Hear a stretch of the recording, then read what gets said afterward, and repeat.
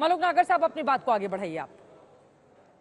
जी, और जहां तक बात है पूरे उत्तर प्रदेश की, अयोध्या के आसपास की, जो मेरठ से चुनाव लड़ रहे थे अरुण गोविल साहब, जिन्होंने राम का किरदार निभाया, और जो लल्लू जी जो अयोध्या से चुनाव लड़ रहे थे, उन्होंने जबान फिसली या अपरिपक्वता की वजह से बयान दिया कि 400 के पार, हाँ हम संविधान बदलेंगे। कहीं ना कहीं मीडिया का इतना बड़ा हाथ रहा, इतने बढ़िया तरीके से वो प्रचार किया, कहीं ना कहीं मीडिया का हाथ क्या रहा, बोलेंगे तो दिखाया ही जाएगा। हालांकि चित्रा जी खत्म कर रहा हूं, कहीं ना कहीं ये जरूर रही, लेकिन मोदी जी ने और अमित शाह जी ने और हमारे जैन जी ने और सो कॉल्ड इंडिया गठबंधन के लोगों ने जो बदनाम करने की कोशिश करी, फिर भी मोदी जी और अमित शाह जी ने पूरी कोशिश करी कि उस बात को बढ़िया तरीके से सफाई दे सकें कि अगर बाबा अंबेडकर साहब भी होते तो भी कोई भी संविधान बदला नहीं जा सकता, ना रिजर्वेशन कम हो सकता था।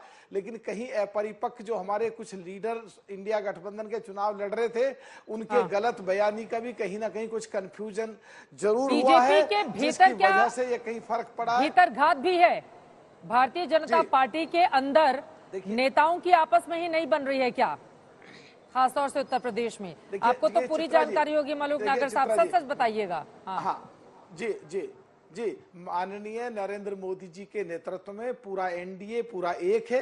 जहां तक इंटरनल बात है, कहीं नेताओं की छोटी मोटी कोई बात होती भी है तो सभी पार्टियों में होती है, और आने वाले समय में सब चीजों पे जांच। अरे भैया, इतना बुरा हाल हो गया आपका 2014 2019 से, आप कह रहे छोटी मोटी बात होती है, ये छोटी मोटी बात की वजह से ऐसा थोड़ी ना हो जाएगा मलूक साहब।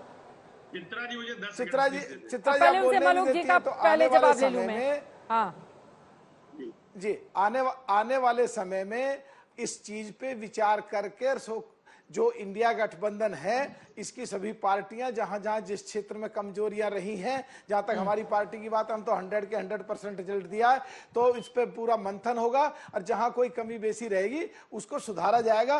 कांग्रेस वालों की तरह हम बगैर मतलब के आरोप प्रत्यारोप नहीं करते, कभी ईवीएम खराब, कभी झूठ बोलना, कभी अफवाह फैलाना, कभी बदनाम करना, अपनी बात से हट जाना, कुछ का कुछ बोलते हैं, हम ऐसा नहीं करेंगे। प्रेम शुक्ला जी ने कितने अच्छे ढंग से अपनी बात को कहा है। चित्रा जी हाँ, जल्दी से अब मैं समाजवादी पार्टी के प्रवक्ता अजीज साहब कुछ बोलना चाह रहे हैं, उसके बाद बाकी मेहमानों के पास आ रही हूँ। बोलिए।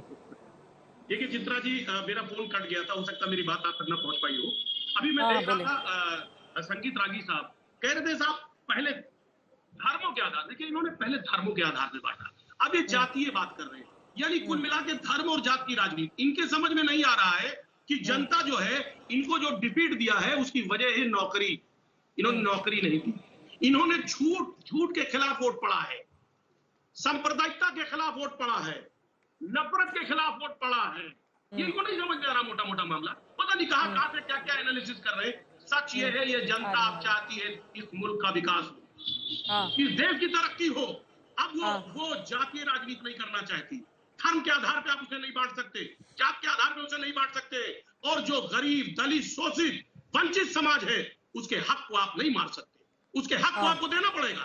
आप हक मार के ऐसा नहीं हो सकता है कि आप राज करें इस देश में। दूसरी बात मैं आपको बताना चाहूंगा, अभी कह रहे थे कि साहब छोटी मोटी घटना, ये छोटी मोटी घटना नहीं है मलूक नागर साहब, देश को आपने बहुत विजन दिया था, ख्वाब दिखाया था, और जनता के साथ धोखा किया है आपने।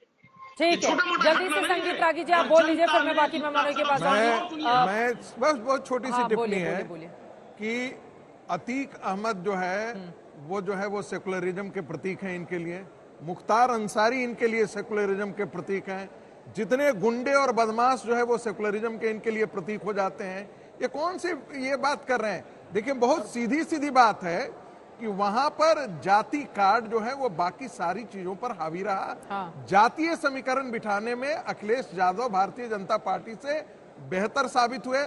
लल्लू सिंह की टिकट काटने के लिए वहां के कार्यकर्ता बहुत दिनों पहले से बात कर रहे थे, उनको नहीं काटा गया ना आपका। मैंने कहा ना, मैंने यही बात कहा, बहुत सारे ऐसे टिकट दिए गए जिनको वहां पर नहीं मिलना चाहिए था, लेकिन वो हुआ। फिर भी मैं मानता हूं कुछ न कुछ ऐसी चीजें हुई हैं जिसके कारण भारतीय जनता पार्टी को आज उत्तर प्रदेश में ये दिन देखना पड़ा है। ठीक है, आप मुस्लिम महिलाओं को कहते हैं कि ये गारंटी कार्ड है राहुल गांधी की, अरे भाई वो गारंटी कार्ड लेकर के सारे मुस्लिम महिलाएं यहाँ जा करके तुम्हारे दरवाजे पर खड़ी इसको बताइए जो आप यूपी में हारे नहीं। हैं। अब आप राहुल गांधी फिर लेके आ गए आप लोग। यूपी में ही वो गारंटी कार्ड लेकर गई थी महिला लखनऊ में, यूपी में ही गई थी। 1 लाख खटाखट सुन लीजिए, इतना बड़ा झूठ और फरेब से आप दिखाइए, राजनीति करते आशुतोष जी हो। को दिखाइए। सुन लीजिए, अब सुनिए, अगर आप इस सच्चाई को नहीं मानना चाहते हैं, क्या प्रधानमंत्री और अमित शाह ने आरक्षण अगर आप इस सच्चाई को नहीं मानना चाहते हैं कि उत्तर प्रदेश के हिंदुओं ने आपको रिजेक्ट कर दिया, अगर वो हिंदुत्व छोड़ के, हिंदू धर्म को छोड़ के और जातियों के आधार वोट कर रहे हैं, आप उनका अपमान कर रहे हैं। क्या वो हिंदू नहीं है? वो क्या उनके भगवान राम में आस्था नहीं है? वो भाई वो जाति के आधार, जाति उनके लिए महत्वपूर्ण हो गई है। महत्वपूर्ण? भगवान राम महत्वपूर्ण जानते हुए, भगवान राम महत्वपूर्ण नहीं उनके लिए। ये जानते हुए कि वो भुगतेंगे इसका, भगवान राम हिंदुओं के लिए महत्वपूर्ण नहीं है। आपके कहने का मतलब ये है, भुगतेंगे, आपके कहने जानते हुए कि आपके कहने का मतलब ये है कि आप सही कह रहे हैं। फिर तो आप सही कह रहे हैं कि भगवान राम हिंदुओं के लिए महत्वपूर्ण। आप यही कहना चाहते हैं ना कि जाति। अरे भाई, आप जब अपने आप को ईश्वर से बड़ा दिखाइएगा, आप राम के नाम पे राजनीति अरे करिएगा, आशुतोष जी, वो ईश्वर से बड़ा आप राम के उस पोस्टर पर अटक गए हैं। मैं पूछती हूँ, ऐसा भी तो हो सकता है विरोधी दलों ने वो पोस्टर, आप बताइए ना किसने बनाया था? जांच करवा आप बताइए ना किसने बनाया था? आप एक पोस्टर लेकर अटक गए हैं। अगर एक सेकंड आशुतोष जी, एक सेकंड सुनिए आशुतोष जी, मैं अब आपके पास आती हूँ, ठीक है? हम यहाँ पर डिबेट कर रहे हैं। यकीनन समाजवादी पार्टी का अभूतपूर्व शानदार प्रदर्शन है उत्तर प्रदेश का, इनकार नहीं किया जा सकता। पश्चिम बंगाल में ममता बनर्जी का शानदार प्रदर्शन है, इनकार नहीं किया जा सकता।